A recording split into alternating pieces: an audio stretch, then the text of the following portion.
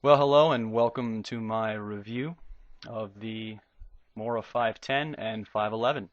Now, sadly, the 510 is gone, and with it goes its own cult of personality. Lots of respected primitive skills teachers are going to miss its simplicity and overall ergonomics. The 511, its safety-minded brother, is going to move in to take its place. Because the knives are so similar, I decided to roll them into the same slideshow. Now, my brother used to work for a large excavating company that required hard hats on every job, regardless of what was above you. It was for safety and probably insurance discounts. The problem was, summer in Pennsylvania typically gets into the 90-degree heat, and more guys were passing out from heat stroke because of the retention in the hat than were in danger of getting bonked on the head. Furthermore, my brother was responsible to cut many hundreds of feet of newly poured concrete curb, and when he'd bend over to do it, his little helmet would fall right off. After numerous complaints, rather than eliminating the burden of an unnecessary safety protocol, they gave him a cute little chin strap that I'm sure served him very well. That is the 511. It's a 510 that has a chin strap that prevents the tool from reaching its full potential by gimping it with a funny safety guard. It's still pretty good, but the 510 was better. And I'm going to roll into some video here. Enjoy. Well, because the 510 and the 511 are practically the same knife, I decided to do the review in the same slideshow.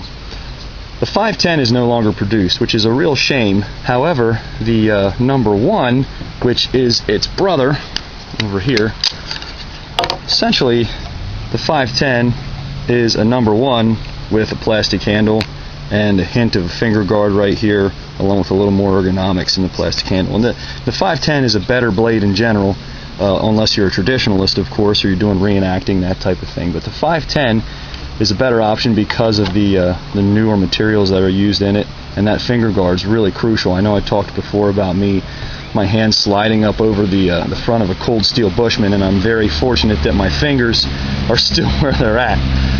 So I'm a little hesitant to use the number one because of that in bushcraft applications, but the 510 is a nice blade. The 511 is the exact same thing ergonomically. I'm not sure where the tang stops in the 511 versus the 510. I know the 510 has a very long stick tang.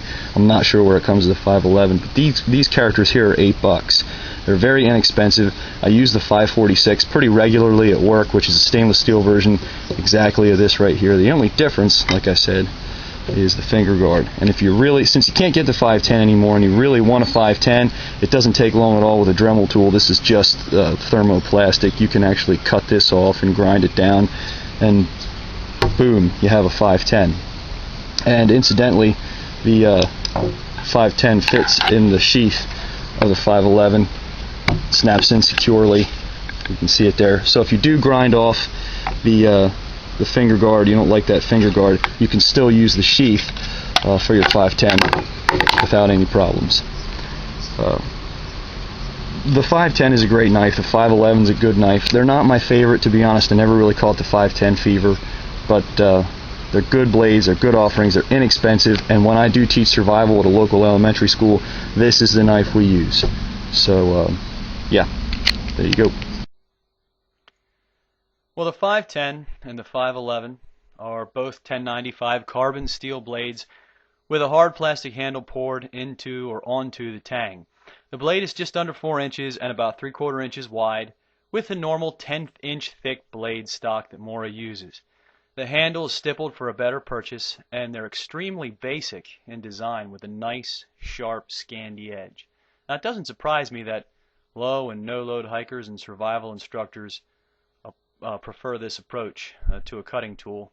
And you can see here I'm using it to baton. I don't want to fool you, this wood I'm using here is pretty rough, so if you were to try and break apart something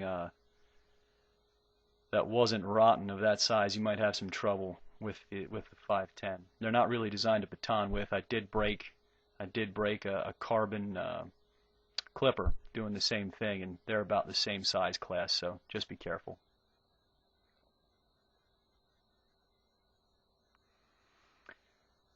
Well, the fit and finish is good. No real major news to knock anyone's socks off. The blade is nicely stamped and very, very sharp, as all Moras are. I run through a pile of 511s for an outdoor survival class I've been teaching at a local elementary school, and all the knives seem to be put together very well. No problems there.